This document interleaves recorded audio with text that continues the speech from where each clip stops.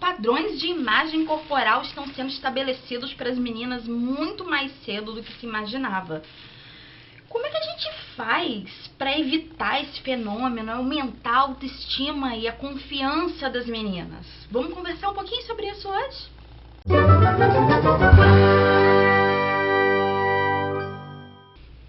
Recentemente, em junho de 2019, dados de uma pesquisa realizada por uma ONG australiana chamada Pretty Foundation divulgou que 38% das meninas com 4, 5 anos já demonstravam insatisfação com seus corpos e a intenção de fazer dietas. É nessa idade que meninas e meninos começam a aprender o que é valorizado na sociedade na qual eles estão inseridos, o que eles devem querer ser, como eles devem ser, todas essas coisas que a gente vai ensinando para as crianças. E aí tem um monte de influências na sociedade, histórias, livros, filmes, e inclusive as pessoas com as quais ele convive, como os adultos estão se enxergando, que vão influenciar na visão que essas meninas estão tendo do próprio corpo. Outro fator que influencia pra caramba são os comentários críticos de amigos e familiares. E aí, no caso, amigos dos pais, adultos, sabe? Os adultos que estão em volta dessa criança, ensinando as coisas pra elas. Se você faz comentários críticos a respeito do corpo, tanto da criança quanto de outras pessoas que estão ao redor, e a criança não se enxerga naquele padrão corporal, isso vai ter uma influência bastante negativa para o que a criança vai entender a respeito do seu próprio corpo. A maneira também como a mãe se vê, como a mãe entende o seu próprio corpo, o que ela diz do próprio corpo. Se ela diz o tempo todo, ai, eu tô gorda, ai, eu preciso emagrecer, a menina também vai achar que ela tá gorda e precisa emagrecer, principalmente se ela se achar parecida com essa mãe. E aí a gente nem está entrando na questão de se essa mãe é realmente gorda ou não. E nem está entrando também na questão de que ser gorda não é necessariamente uma coisa negativa. Importante é você estar saudável. Você pode ser uma pessoa gorda saudável e você pode ser uma pessoa magra e não saudável. A aparência física dos brinquedos também mostra para essas crianças o que é desejado pela sociedade. Então, aquelas bonecas altas, magras, ensinam para as meninas que elas têm que ser altas e magras. E aquelas que não são? Como é que fica a autoestima delas? E aqueles bonecos de ação que tem milhões de músculos, às vezes até alguns músculos extra-humanos que não são possíveis? Porque a sociedade, os desenhos, os brinquedos estão o tempo todo dizendo: você tem que ser assim, desse jeitinho aqui, ó. E isso é muito sutil. Às vezes a gente não percebe. Uma pesquisa realizada com crianças de 8 a 10 anos pela Universidade Federal do Rio Grande do Sul revelou que 82% das crianças desejava ter um corpo diferente daqueles que eles tinham.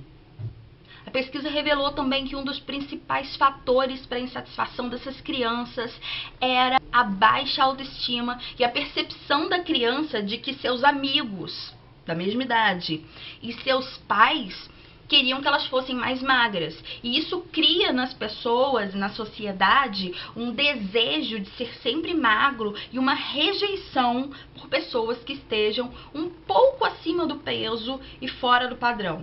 Ah, Govinda, mas qual o problema de querer ser magro, de querer estar no padrão, de querer ter um corpinho legal, né, e de começar a trabalhar essa questão da alimentação desde a infância? O problema é que muitas vezes isso vem de uma maneira deturpada. A criança quer tanto se encaixar e ela fica tão preocupada que ela não enxerga que ela está no padrão, né? Que ela é uma criança, que o corpo dela vai mudar pra caramba ainda. E isso pode gerar na adolescência e na vida adulta diversos distúrbios alimentares. Também pode gerar uma série de distúrbios psicossociais que vão levar a um quadro depressivo. ou gerar um transtorno de ansiedade. Enfim, saúde não é apenas saúde física. Estar em forma fisicamente não significa necessariamente ter saúde, porque saúde mental tem que estar inclusa quando a gente fala em saúde, numa pessoa saudável. Saúde mental é essencial, eu diria.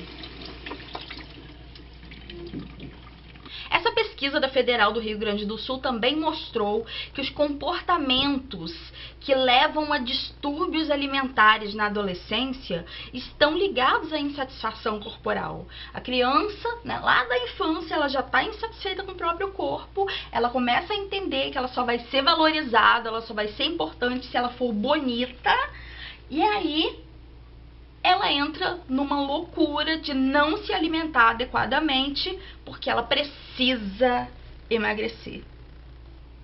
Parem de adultizar as crianças e querer que elas fiquem buscando um padrão de beleza ideal.